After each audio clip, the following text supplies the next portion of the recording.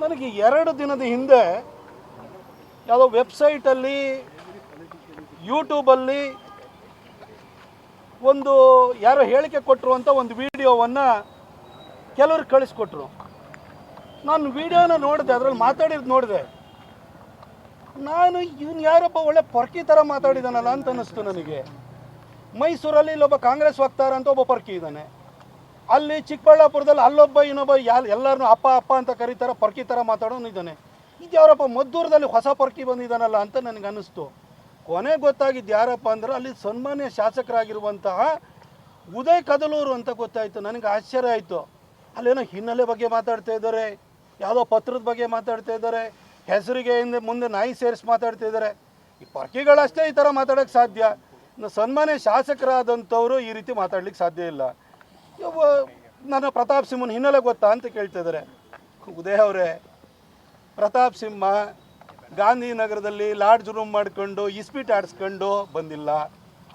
ಕಸಿನೋದಲ್ಲಿ table book ಮಾಡಿಕೊಂಡು ಜನರಿಗೆ ಹೆಣ್ಣು ಎಣ್ಣೆಯನ್ನು ಫ್ರೀಯಾಗಿ ಕೊಟ್ಬಿಟ್ಟು ಕಾಸು ಮಾಡಿಬಿಟ್ಟು ಜನರಿಗೆ ಕವರಿಗೆ ಕೊಟ್ಬಿಟ್ಟು ಲಾಟ್ರಿ MLA ಆಗಿ ಬಂದಿಲ್ಲ. ನಾನೊಬ್ಬ ರೈಟ್ರಾಗಿ ಬಂದಿರೋ ಅಂಥವನು. ದಯವಿಟ್ಟು ನೀವು ಶಾಸಕರಿದ್ದೀರಿ, ನಿಮ್ಮ ಹಿನ್ನೆಲೆಯಲ್ಲೇ ಥರನೇ ಬೇರೆಯವ್ರನ್ನೂ ನೋಡೋಕ್ಕೆ ಹೋಗಬೇಡಿ. ನೀವು ಈ ರೀತಿ ನಿಮ್ಮ ಬಾಯಲ್ಲಿ ಈ ಥರ ಮಾತುಗಳೆಲ್ಲ ಬರಬಾರ್ದು ಸರ್. ಈ ಥರ ಮಾತೇನಿದೆಯಲ್ಲ, ನೀವು ಈ ಹಿಂದೆನೂ ಕೂಡ ನಮ್ಮ ಶ್ರೀರಂಗಪಟ್ಟಣದ ರವೀಂದ್ರ ಶ್ರೀಕಂಠಯ್ಯ ಅವ್ರ ಬಗ್ಗೆನೂ ಇದೇ ಥರ ಮಾತಾಡಿದ್ರಿ. ನೀವು ಏನು ಕಚ್ಚೆ ಗಿಚ್ಚೆ ಇವೆಲ್ಲ ಮಾತಾಡ್ತಿದ್ದೀರಿ ಸರ್. ನೀವೆಲ್ಲ ಏನು ಈ ಥರ ಜೂ ಗೀಜು ಎಲ್ಲ ಓಡಾಡ್ತಿರ್ತೀರಿ. ಬಹುಶಃ ಈ ಥರ ಬೇರೆಯವ್ರ ಬಗ್ಗೆ ಎಲ್ಲ ನೀವು ಈ ಥರ ಕಚ್ಚೆ ಗಿಚ್ಚೆ ಎಲ್ಲ ಮಾತಾಡ್ತಿರಲ್ಲ. ನೀವು ಮನೇಲೇ ಇರ್ತಿರೋ ಕ್ಷೇತ್ರದಲ್ಲಂತೂ ಇಲ್ಲ, ಮನೇಲಿ ಇರ್ತಿರೋ ಗೊತ್ತಿಲ್ಲ. ನಿಮ್ಮ ಮನೆಯಲ್ಲೋ ಕುಟುಂಬದಲ್ಲೋ ಯಾರು ಸಂತ್ರಸ್ತರು ಫಲಾನುಭವಿಗಳಿದ್ದಾರೆ, ಯಾಕೆ ಇಷ್ಟೊಂದು ಖಚಿತವಾಗಿ ಹೇಳ್ತಾ ಇದ್ದೀರಲ್ಲ ನೀವು? ಸಾರ್ವಜನಿಕ ಜೀವನದಲ್ಲಿ ಸ್ವಲ್ಪ ಸಭ್ಯತೆಯನ್ನು ಇಟ್ಕೊಂಡು ಮಾತಾಡಬೇಕಾಗುತ್ತೆ. ಅಲ್ಲೇನೋ ಇಸ್ಪೀಟ್ ತಟ್ಟಬೇಕಾದ್ರೆ ಅಲ್ಲಿ ಟೇಬಲಲ್ಲಿ ಜೊತೆಲಿ ಕೂತಿರ್ತಾರಲ್ಲ ಅವ್ರ ಎದುರುಗಡೆ ಎಣ್ಣೆ ಹೊಡ್ಕೊಂಡು ಮಾತಾಡ್ದಂಗೆ, ಅಥವಾ ಕಸಿನೋದಲ್ಲಿ ಅಲ್ಲಿ ಡ್ಯಾನ್ಸ್ ಮಾಡ್ತಿರ್ತಾರಲ್ಲ ಅವ್ರ ಎದುರುಗಡೆ ಮತ್ತಿನಲ್ಲಿ ಮಾತಾಡ್ತಾ ಇದ್ದಂಗೆ ಸಾರ್ವಜನಿಕ ಜೀವನದಲ್ಲಿ ಮಾತಾಡಬಾರ್ದು ಸರ್. ಕೆಲವೊಂದು ಸರಿ ಗೆದ್ದಿದ್ದೀರಿ, ಜೂಜಲ್ಲಿ ಹೆಂಗೆ ಗೆದ್ದಂಗೆ ಇಲ್ಲೂ ಕೂಡ ಮದ್ದೂರಿನಲ್ಲಿ ಗೆದ್ದಿದ್ದೀರಿ ನೀವು.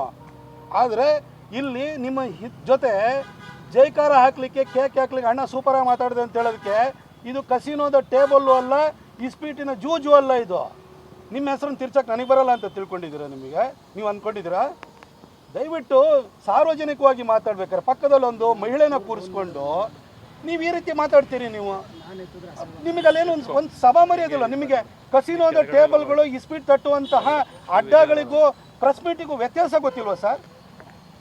ಮದ್ದೂರಿನಲ್ಲಿ DC ತಮ್ಮಣ್ಣವರು ಬಹಳಷ್ಟು ವರ್ಷದಿಂದ ಅಲ್ಲಿನ ಶಾಸಕರಾಗಿದ್ದರು. ಮುಸಲ್ಮಾನರೇನು ಹೊಸದಾಗಿ ಬಂದಿದ್ದವರಲ್ಲ, ಅವ್ರು ಯಾವತ್ತೂ ಕೂಡ ಸಮಸ್ಯೆ ಏನಾಗಿಲ್ಲ. ಗಣೇಶ ಪ್ರೊಸೆಷನ್ ಮೇಲೆ ಕಲ್ಲು ಹೊಡೆದಿದ್ದಾಗಿಲ್ಲ. ಸಾರ್ವಜನಿಕ ಜೀವನದಲ್ಲಿ ಟೀಕೆಗಳು ಬರ್ತವೆ, ಅದನ್ನು ಎದುರಿಸ್ಬೇಕು. ಅಲ್ಲಿ ಬಂದಾದ್ಮೇಲೆ ಕಲ್ಲು ಹೊಡೆದಿರೋದ್ರ ಬಗ್ಗೆ ಮಾತಾಡೋದು ಬಿಟ್ಟು ಅಲ್ಲಿಗೆ ಯಾರ್ಯಾರು ಬಂದಿದ್ರಿ ಅವ್ರ ಬಗ್ಗೆ ಎಲ್ಲರೂ ಕೂಡ ನೀವು ಕೆಟ್ಟದಾಗಿ ಮಾತಾಡ್ತಿರಲ್ಲ. ಏನು ಮದ್ದೂರು ಏನು ನಿಮಗೇನು ಬರ್ಕೊಟ್ಟಿದ್ದಾರೆ? ನಿಮಗೆ ರಿಯಲ್ ಎಸ್ಟೇಟ್ದು ಅಡ್ಡನ ಅದು, ಅಥವಾ ನಿಮ್ದೇನಾದರೂ ಜೂಜಾಡುವಂಥ ದಂಧೆಯ ಕೇಂದ್ರನ ಅದು?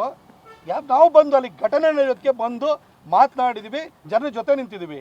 ನೀವೆಲ್ಲ ಹೋಗಿ ಅಲ್ಲಿವರೆಗೂ ಆ ಘಟನೆ ನಡೆದಾಗ ನೀವೆಲ್ಲಿದ್ರಿ? ನೀವು ಅವತ್ತೇನಾದ್ರು ಬಂದಿದ್ದಿದ್ರಿ ನೀವು ಜನನೇ ನಿಮಗೆ ತಕ್ಕ ಪಾಠವನ್ನು ಕಲಿಸೋರು. ಈ ಥರ ಮಾತಾಡೋವಂಥದ್ದನ್ನು ಕಮ್ಮಿ ಮಾಡಿ ಸರ್. ನಿಮ್ಗೆ ಒಬ್ಬರಿಗೆ ಭಾಷೆ ಬರೋವಂಥದ್ದಲ್ಲ, ನಮಗೂ ಬರುತ್ತೆ. ನಿಮ್ಮಂಥವ್ರಿಗೆ ಭಾಳ ಜನನ, ಲಕ್ಷಾಂತರ ಜನರನ್ನ ನಾನೊಬ್ಬ ರೈಟ್ರಾಗಿ ಓದಿಸಿದ್ದೀನಿ. ನಿಮ್ಮ ಭಾಷೆ ನನಗೂ ಬರುತ್ತೆ. ಆದರೆ ನಮ್ಮ ತಾಳ್ಮೆನ ಪರೀಕ್ಷೆ ಮಾಡಬೇಡಿ. ಇಲ್ಲೇನೋ ಮೈಸೂರಲ್ಲಿ ಒಬ್ಬ ಪೊರ್ಕಿ ಇದ್ದಾನಲ್ಲ, ಆ ಪೊರ್ಕಿ ಥರ ನೀವು ಮಾತಾಡಬೇಡಿ. ನೀವು ಮುಂದೆ ಶಾಸಕರಿದ್ದೀರಿ. ನೀವು ಆ ಪೊರ್ಕಿನ 5 ಸರಿ ಜನ ಸೋಲಿಸಿದ್ದಾರೆ. ಜನನೇ ಅವ್ನಿಗೆ ಹಣೆಪಟ್ಟಿ ಕಟ್ಟಿದ್ದಾರೆ. ನಿಮ್ಗೆ ಗೊತ್ತಿಲ್ಲದೆಲ್ಲ ಜನ ಗೆಲ್ಸ್ಬಿಟ್ಟಿದ್ದಾರೆ. ಈ ಸರಿ ಇನ್ನೊಂದು ಸರಿ ಉಳಿಸ್ಕೊಳ್ಬೇಕು ಅಂತಂದರೆ ಸ್ವಲ್ಪ ಗೌರವಯುತವಾಗಿ ಸಾರ್ವಜನಿಕ ಜೀವನದಲ್ಲಿ ನಡ್ಕೊಳ್ಳೋ ಅನ್ನೋ ಕೆಲಸವನ್ನು ನೀವು ಮಾಡಿ. ಆಮೇಲೆ ನಿಮಗೆ ಪಿತೃ ಸಮಾನರಾಗಿ ಸಿದ್ದರಾಮಯ್ಯ ಸಾಹೇಬರಿದ್ದಾರೆ, ಅದೇ ರೀತಿಯಲ್ಲಿ DK ಶಿವಕುಮಾರ್ ಅವರಿದ್ದಾರೆ. ಏನು ಪತ್ರ ಅಂತಿಲ್ಲ, ಎಲ್ಲಿದೆ ಪತ್ರ ತೋರಿಸ್ರಿ. ಸುಮ್ಮನೆ ಏನೇನೋ ಕೂತ್ಕೊಂಡು ಮನೆಯವ್ರನ್ನೆಲ್ಲ ಎಳ್ಕೊಂಬರೋಂಥ ಕೆಲಸ ಮಾಡಬೇಡಿ. ನಿಮ್ಮ ಮನೆಯವ್ರ ಬಗ್ಗೆ ನಾನು ಹೇಳ, ನಾನು ಎಲ್ಲರ ಬಗ್ಗೆ ಕಚಾರಕರು ಅಂತ ಹೇಳ್ತೀರಲ್ಲ, ಹಾಗಾದ್ರೆ ನಿಮ್ಮ ಮನೆಗೆ ನಿಮ್ಮ ಕುಟುಂಬಕ್ಕೆ ಯಾರು ಬಂದು ಹೋಗ್ತಿರ್ತಾರ? ಏನು ಮಾತಾಡ್ತೀರಿ ಉದಯ್? ಗೌರವಯುತವಾಗಿ ಮಾತಾಡೋಂಥದ್ದು ಕಲ್ತ್ಕೊಳ್ಳಿ. ನಿಮ್ಮ ಊರು ಮದ್ದೂರಿಗೆ ಬಂದ್ಬಿಟ್ಟು ನಾನು ಮಾತಾಡಿ ಹೋಗಿರೋದು. ಅಲ್ಲಿ ಬಂದು ನಿಮ್ಮೂರನ್ನಲ್ಲೇ ಕೂತ್ಕೊಂಡ್ಬಿಟ್ಟು 4 ಜನ ಪತ್ರಿಕಾಗೋಷ್ಠಿಯಲ್ಲಿ ಮಾತಾಡಲ್ಲ, ಜನ ಸಮುದಾಯದ ಎದುರುಗಡೆ ಬಂದು ಮಾತಾಡ್ರಿ, ಬೇಕಾದ್ರೆ ಅಲ್ಲಿ ಕರೆಸಿ, ನಾನು ಬರ್ತೀನಿ. ಇನ್ನಾದ್ರೂ ಕೂಡ ನಿಮ್ಮ ಹಿನ್ನೆಲೆ ಏನಿತ್ತಲ್ವ ಅದನ್ನೆಲ್ಲ ಬಿಟ್ಬಿಟ್ಟು ಈ ಜೂಜುಕೋರ ಎದುರುಗಡೆ ಮಾತಾಡೋಂಥ ಭಾಷೆ ಇದೆಯಲ್ಲ ಅದನ್ನು ಬಿಟ್ಬಿಟ್ಟು ನೀವು ಒಬ್ಬ ಜನಪ್ರತಿನಿಧಿ ಅನ್ನೋದನ್ನು ಅರ್ಥ ಮಾಡಿಕೊಂಡು ಇನ್ನು ಮುಂದೆ ಮಾತಾಡಿ. ಹೆಚ್ಚಿನ ವಿಡಿಯೋಗಳಿಗೆ ಪ್ರತಿಧ್ವನಿ ಯೂಟ್ಯೂಬ್ ಚಾನೆಲ್ ಸಬ್ಸ್ಕ್ರೈಬ್ ಮಾಡಿ, ಬೆಲ್ ಐಕಾನ್ ಕ್ಲಿಕ್ ಮಾಡಿ.